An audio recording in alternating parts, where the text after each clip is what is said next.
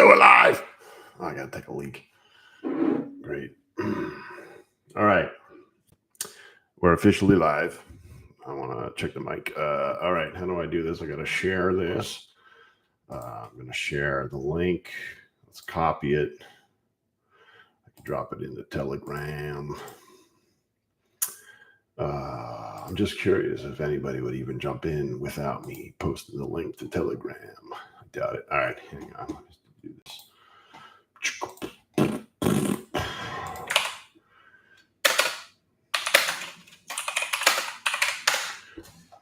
Okay. Oh, yeah. All right. We're officially live. I don't know how the acoustics are. Nobody's in here yet. Nobody's going to give me any feedback, but hopefully some people will be joining soon, and I'll be able to use the chat. Let's go. Yes. What's up? How's the acoustics? Do I sound okay? A little bit of an echo. Patty Stash, Ronald Ronson. Ronald Ronson. Is that Ronson? Sounds fine? Okay. I realize the acoustics in here are pretty crappy. I mean, I really don't have much on the walls and stuff. Like, I got some things. Yeah, Ronson. All right, good, man. So, man, like, Johnny Blaker. Fucking Ninja, bro. Where have you been? What are you doing, man? Where are you? I can't find you on Instagram, or not Instagram. I can't find you on Twitter. All right, good. We got some people joining. All right, got 4 people in here. So here's the thing, right? For the longest time when I was doing these streams, well, I wasn't doing many of them, I was having problems with the internet, and my internet kept kicking off. And every time the internet would kick off, everybody that was on would get dropped, and I wouldn't know it. And then all of a sudden, I start seeing all the numbers going down, and I'm wondering, what the hell's going on here? Am I this boring? I'm around, just left the pub, catch up with DM. All right. Dude, I couldn't even find you on Telegram, man. I realize your name, it's like Crypto Ninja or something. So if I don't type in crypto first, I can't find you. So anyway, my hair looks great. Oh yeah, dude, I got this. I look like I'm bald right there. But anyway, I got this new barbershop. It's called the Dad Man Cave. And it's a bunch of Brazilian dudes that barely speak any English, and I'm the only white boy that goes in there. But the dude gives me a good haircut, $30. And then if I want to get the beard trim, another $30. But it's well worth it because it lasts for a few weeks. And when my hair starts to grow out, it actually looks decent instead of like when I cut it myself and screw it all up. Voice sounds clear, little echo from the walls. Yes, man, like, okay, so here's the deal, right? I went to Japan in June. Never left Twitter, been active nonstop. All right. So I left to Japan in June. I was in Japan for 2 weeks. And while I was there, I basically tried to kind of step away from crypto and just kind of reset. And it's just because, man, like the last year for me has been kind of crazy. And like it all stemmed from like the whole thing with Suka when I ended up, leaving Suka. And it was like, man, I had people fucking harassing me nonstop. And it was just like, it wasn't enjoyable. So I kind of just needed a little bit of a reset. And, taking a couple of weeks off was nice. Yeah, we'll catch up, man. But, so basically I decided, I want to start doing more content. I mean, everybody loves my rambles. And I figured it's probably better to engage with people doing this than just, a ramble. And I'm like, you know what? I need to start being more consistent with the things that I do. Like I said, I've been kind of like scatterbrained. It's just been hard getting, that's a dope piece of art, man. Like the craziest thing is if you look at it close, it's all buildings and every little piece of it is a building. And so, obviously when you step back, it's our boy, John McAfee. And then I got this other piece right here, which, man, my place that I live, it's not that big. And I don't have all the room that I want to hang these big ass pieces of art. But anyway, yeah, man.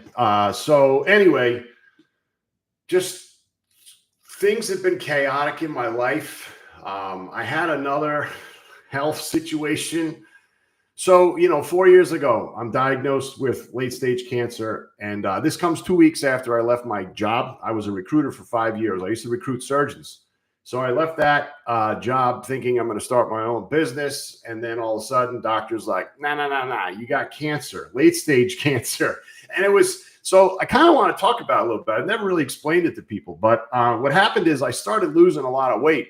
And I didn't really notice it myself because all you do is kind of see yourself every day in the mirror. And if you see yourself every day in the mirror, you don't realize that you're actually really losing weight unless you step on the scale. And I didn't have a scale, wasn't stepping on the scale. But it got to a point where basically my dad, who is usually just a miserable bastard of a human, said to me, he was like, hey, Pat, I need you to do me a favor. And he goes, promise me you'll do this. I'm like, what? He goes, go to the hospital and get checked out. And I'm like, for what? And he was like, you look off. Like, he's like, you're thin, your face is gaunt, whatever. So when I went to the hospital, I didn't go to the hospital. I went to an urgent care. And I wanted to go to urgent care just because I didn't think it was a big deal. So when I go into the urgent care, talking to the doctor in there, and I'm explaining my whole situation. And I'm basically like, feel my stomach, right? And, he starts talking about, gastroenteritis and all these things. And he's like, you could have irritable bowel syndrome, light bulb guy in the house. Yeah, what's up, buddy? Light bulb guy. But anyway, so I had this hard lump in my stomach, right? And that was what kind of was the strange thing to me. Didn't know what it was. I'm a little pissed off now that I didn't realize like what was actually going on. So felt my abdomen all screwed up, went to the urgent care center. When I got there, the doctor, like I say, he's telling me about IBS and irritable bowel syndrome, all these things. And I go, feel my stomach, man. So then all of a sudden he touches it and immediately like his facial expression completely changed. And, he went from IBS to, oh, okay, have you been vomiting? He goes, do you have a fever? He goes, what I'm going to do is I'm going to call in a CT scan or a scan of your, abdomen. So when I had that done, I had it done that day. Like I was able to get in that day, get it done. And 45 minutes later, I get a phone call from the doctor and it's like, he didn't even have to say anything. I already knew that there was something wrong. And he basically was like, we diagnosed, you've been diagnosed with late stage lymphoma. And I'm like, wait a second, lymphoma. And I'm like, cancer of the fucking lymph nodes and all. And I'm like, no. I go, wait a minute. Like lymphoma is cancer in the lymph nodes, right? And he was like, yes. He goes, it's a very serious condition. He goes, you need to get to the hospital right away. And I'm like, all right, well, I'm just going to shoot home first. And I'm going to get some clothes. And he goes, no. He goes, I'm calling the emergency room, letting them know that you're coming. And he goes, what hospital are you going to be going to? And I told him which hospital. So I went right to the hospital. They admitted me right away. And so now this is August 28th, 2020. Like this is kind of where things start getting crazy. So when I'm in the hospital, they don't know what's wrong with me. Obviously, I just got admitted. The nurses have no idea. They're just going through the normal routine. And, they ended up putting me in one room and then they moved me to another room. And it's like, as these nurses are kind of wheeling me around and, I'm listening to the conversations and whatnot. So on August 28th, 2020, that's when the guy from the movie Black Panther died of cancer. And meanwhile, I was just diagnosed with cancer. So I'm in the freaking hospital getting wheeled around, not knowing, what to expect, what's going on. And these guys are talking about this guy dying of cancer. So I'm just like, Jesus, man, like what is happening here? So anyway, I thought I was going to get out that night. I ended up staying there for 9 days. And when I got out, everything in my life changed. And then, not long after I started chemotherapy, and then I ended up doing 20 rounds of chemo over the course of 30 months, which is an insane amount. Still to this day, my immune system still not working properly. I had blood work done a couple months ago. And like, as of then, like my immune system sucks. That's why I couldn't fight BitBoy. So, when I had blood work done, I explained to my oncologist what I had going on. And he's like, no. He goes, you don't understand your situation. He's like, because of your immune system being so weak, he goes, you can't do this fight. He goes, because if your body gets broken down too much from training, whatever, you could develop an infection, or he goes, if you get sick, whatever. He goes, you have no way to fight this. So the reason I actually went to him is because when I was training, I was constantly getting fatigued. Like I kept getting muscle strains, and it's like I wasn't recovering, and it was starting to drive me crazy. And so that's why I figured, something doesn't seem to be adding up. And sure enough, the doctor's like, your immune system is severely compromised. He goes, you can't, do this fight. So I ended up backing out, but I realized it was probably a blessing in disguise because, I'm not a small guy. I mean, I'm 6'4", 6'5", and I'm over 200 pounds. I'm like, right now I'm like 240. I'm pretty big. I've been working out again. Hang on a second. I got to turn this AC. I turned the AC off because the vent is making noise, and I don't know how bad it's going to sound, but it's like I'm dying in here. So let me turn it on. I'll be back in 1 second.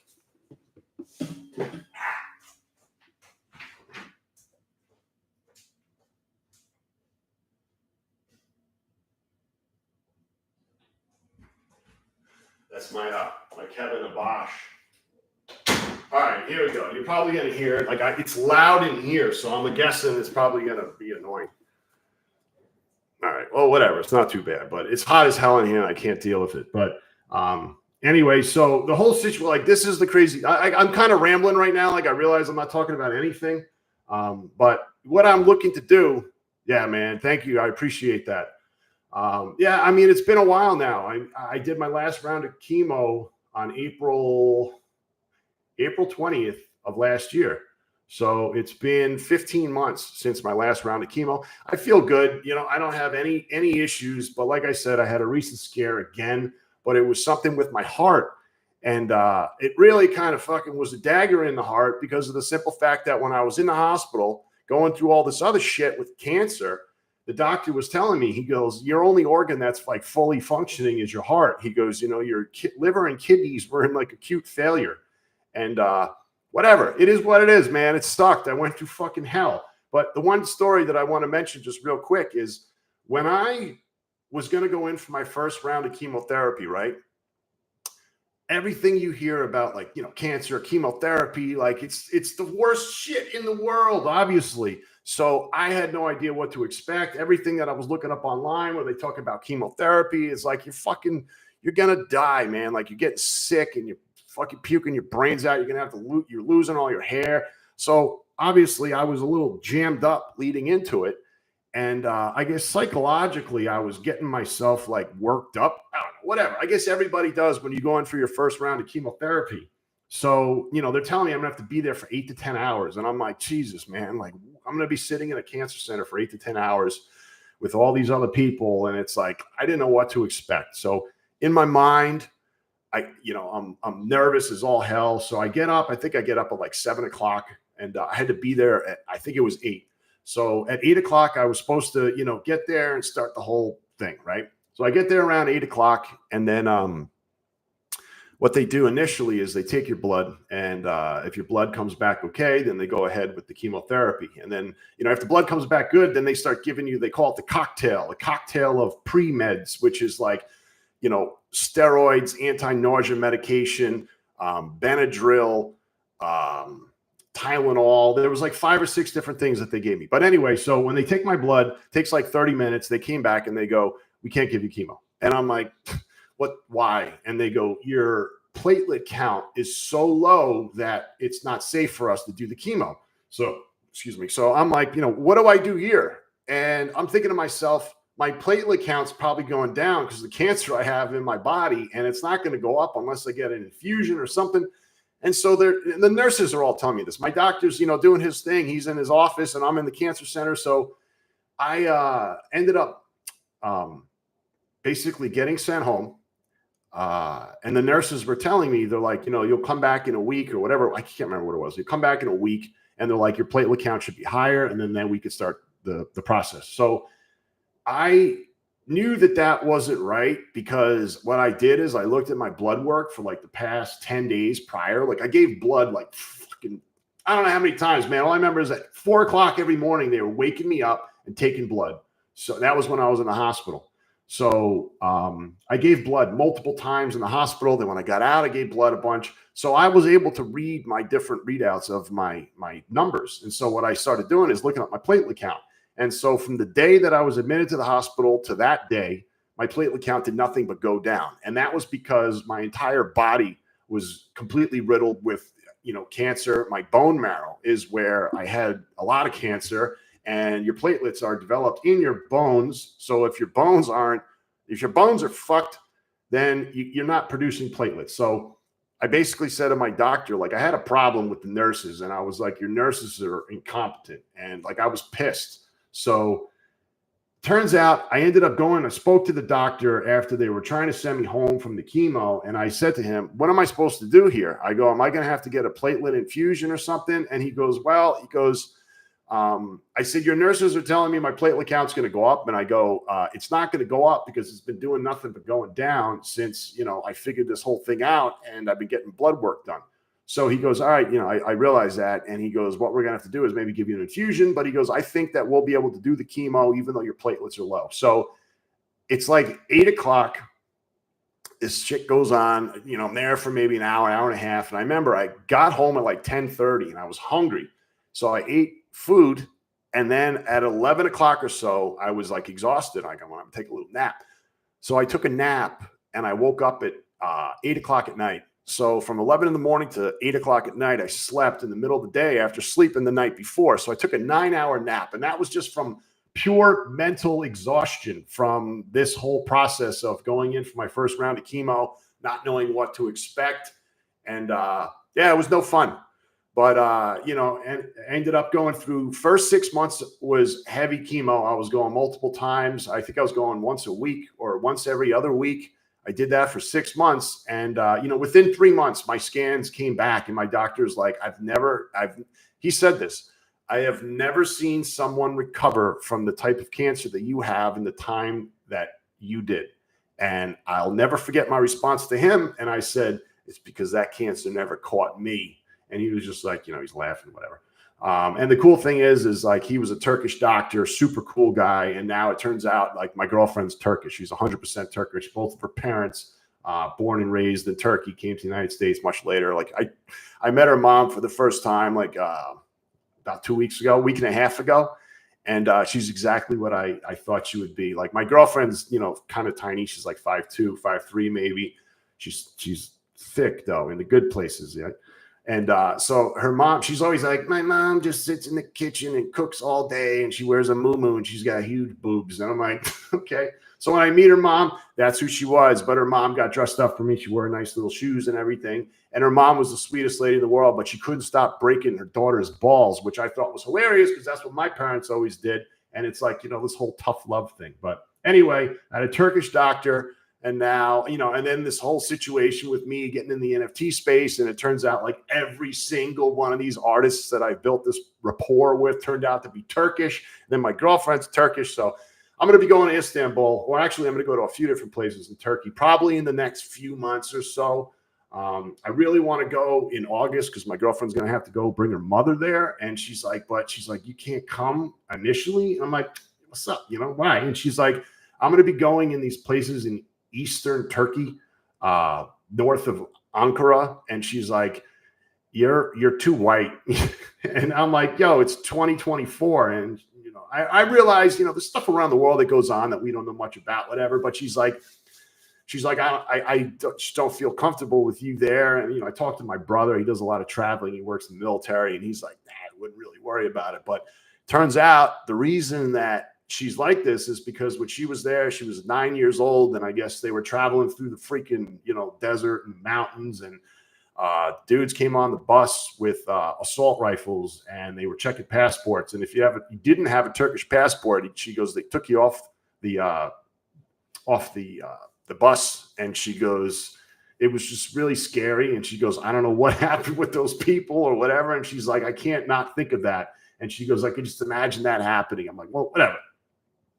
So anyway, don't know really what I'm talking about right now, but I see that there's 9 people here and they're still listening. And the best part about this is the internet hasn't kicked off. And that's because I didn't realize, but I had a problem with my modem, and the modem, I guess, kept resetting. So last time when I was doing these spaces, or not spaces, these live streams, everybody would get kicked off every like 5 minutes. So at one point, I think I had like 30 people, and I'm like, yeah, I got something going here. And then all of a sudden, like everybody just started disappearing.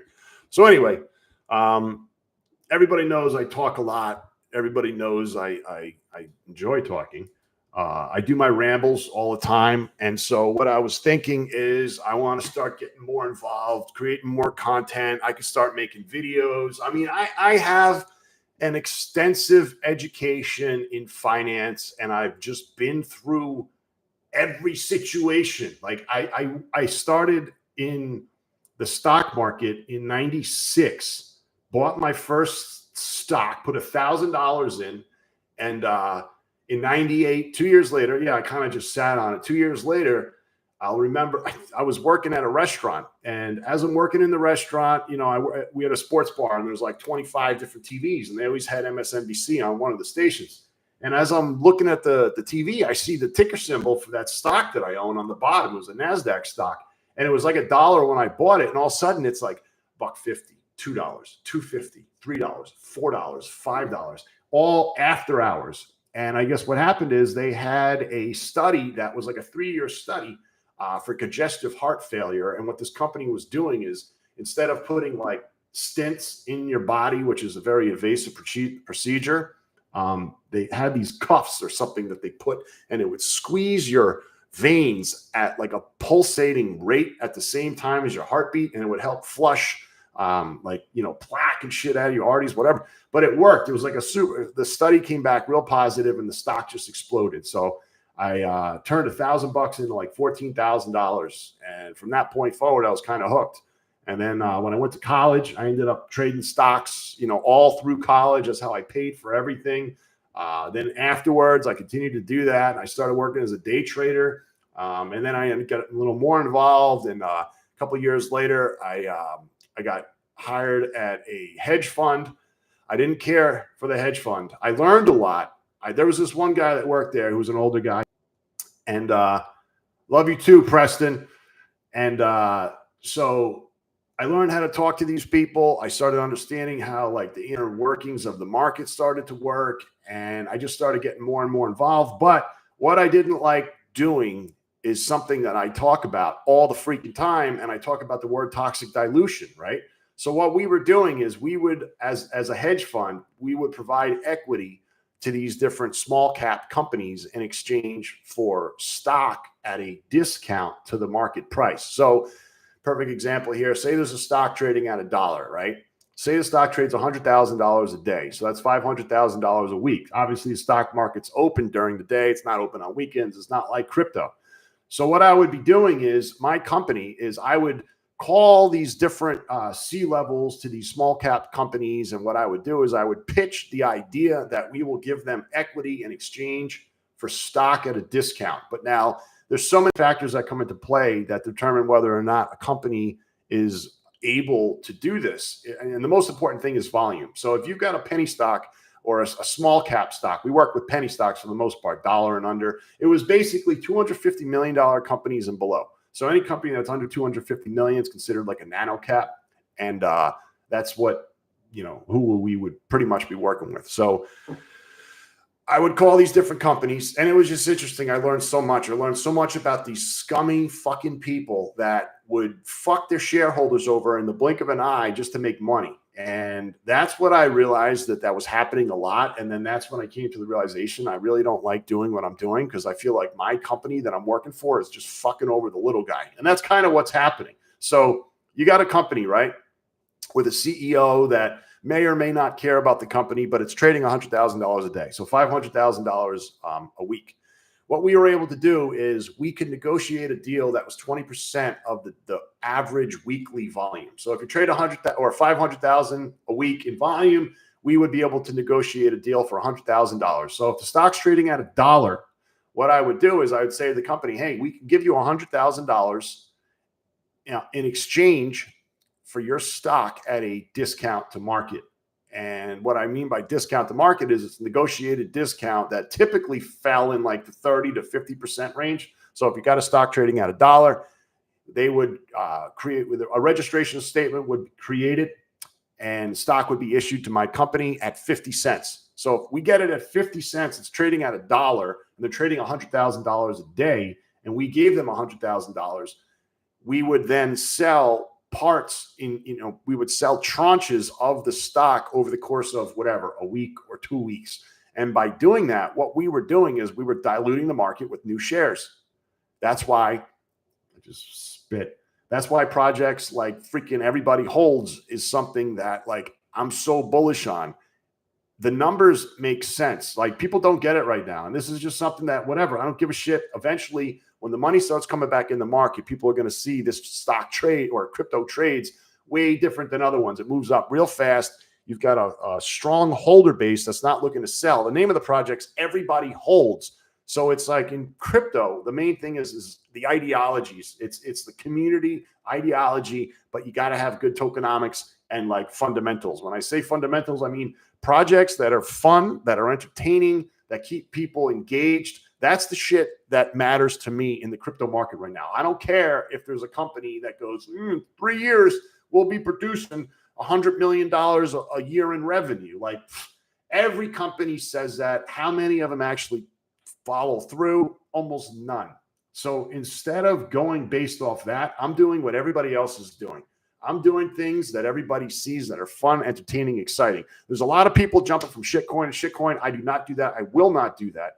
I want to find tokens that I believe have the value that others will eventually discover. And then as they start to get in, that's when like the reality of the project and the hype starts to pick up. Because once you get a project that nobody knows about, that everybody starts talking about, that's all that matters. Because if it's fun, it's entertaining, more people are going to talk about it. Price is going to go higher. Things go up. So when I was working with the hedge fund, we would dilute the shit out of all these different stocks and they would just fall apart, because when you're constantly selling and there's not enough buying, the price just goes down. People get demoralized and they move on.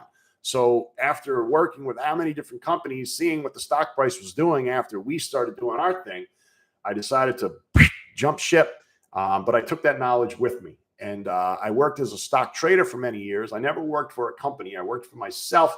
And that's one thing that I don't do anymore. I haven't been trading at all. But now that I can do fucking live streams, I'm going to start fucking trading again, just to show people that I know my shit. Because everybody in the crypto market's a fucking guru. Everybody on Twitter is like, man, look at this trade that I made. But they don't show all the shitty trades that they made. Everybody makes shitty trades. Yeah, it is what it is. I make shitty trades too.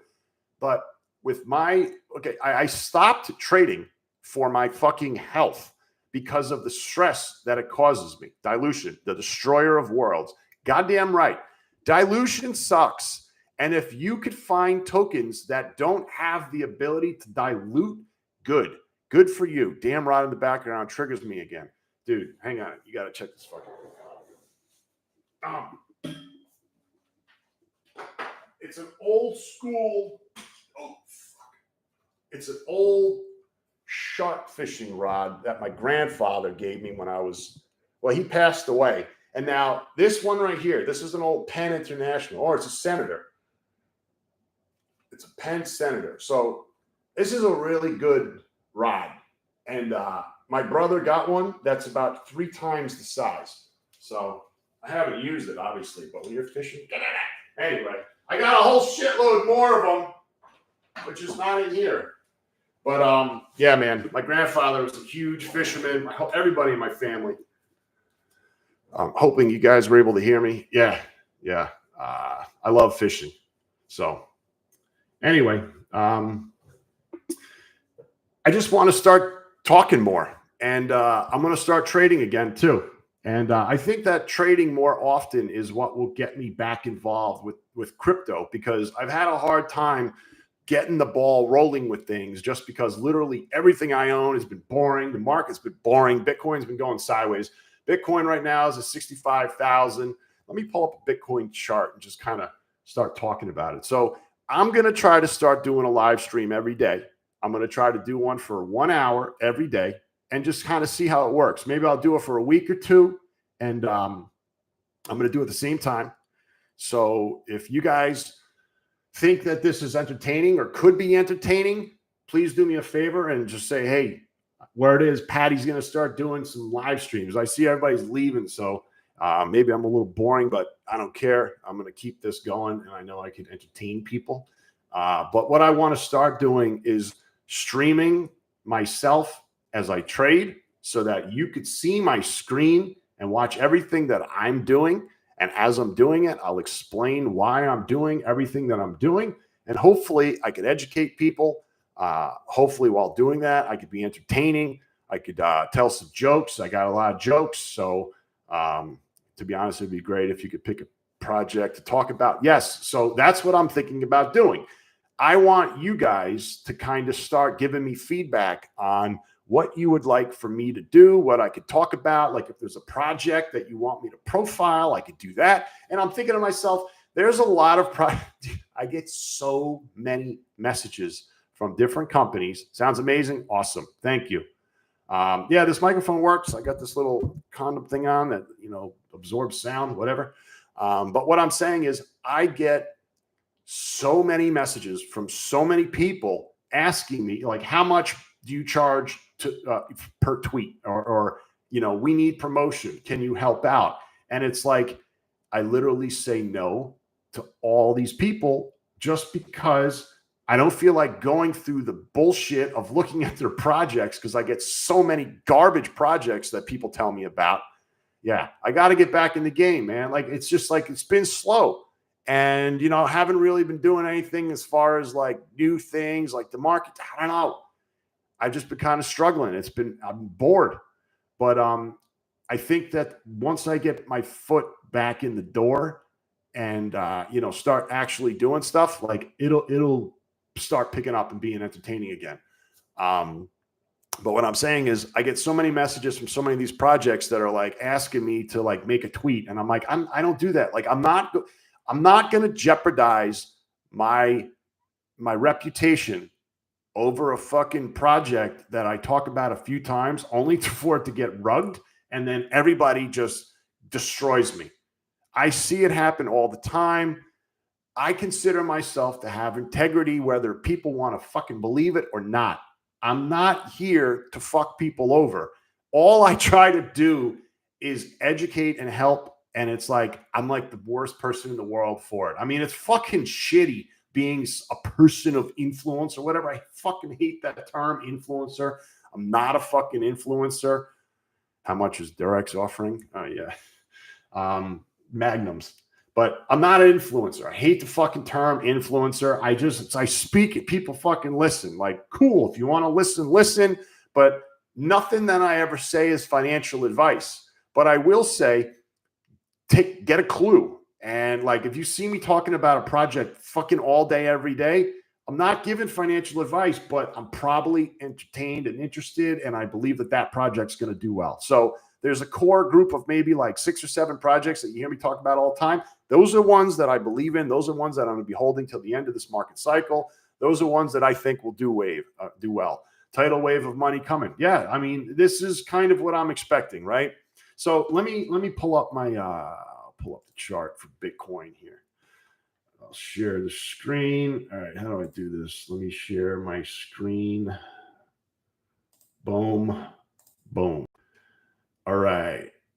Everything looked good. Can you guys see the other screen? Presenting a project, like talking about a project and the pros and cons. Yes, that is what I'm thinking about doing. So now I think about doing that, right? Say I start doing that for my own, personal edification, whatever. Try to take over other people's spaces. Don't let them speak. Well, that's what I kind of do anyway.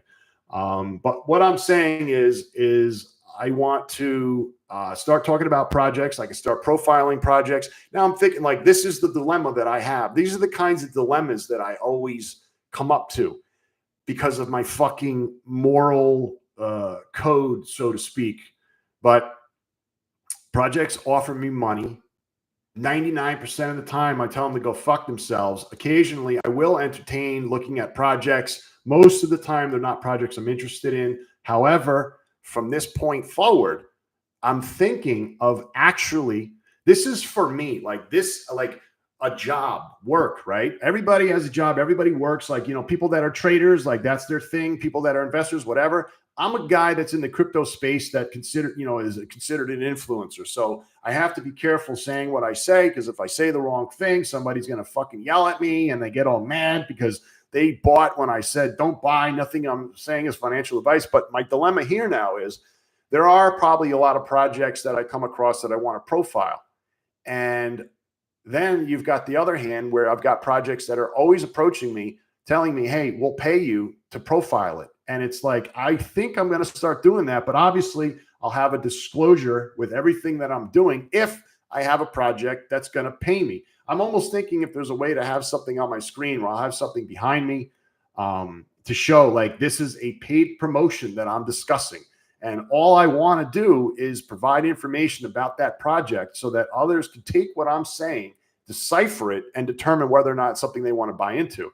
Now, again, these are projects that I might like. These are projects that I may not like. But if I'm going to be doing like a discussion about a project that's a paid promotion, like I'm still going to do the same amount of research and whatnot, because I want to give people the best information about the project. So the one thing that I'm good at is taking information, deciphering it, and explaining it to people. There's so many times that people have said to me, they're like, Pat, you have a way of explaining things that make it make sense. They're like, it's entertaining. So that's what I'm good at. So I think that's what I'm going to start to try to pursue. I'm going to try to start going down the road of, hey, let me, take this information, explain it to people, because there's a shitload of people that want to know about this project that don't. But here, this is what I'll do. This is how I'll do it. So I think I could do that. There's so many different things that I could talk about. I mean, I have a very wide knowledge of crypto, finance, markets, politics. I could talk about literally anything. And hopefully that when I do, it's entertaining. People want to listen. We will see. So anyway, here we go. I'm showing you guys the Bitcoin chart right now. This is the 1 hour.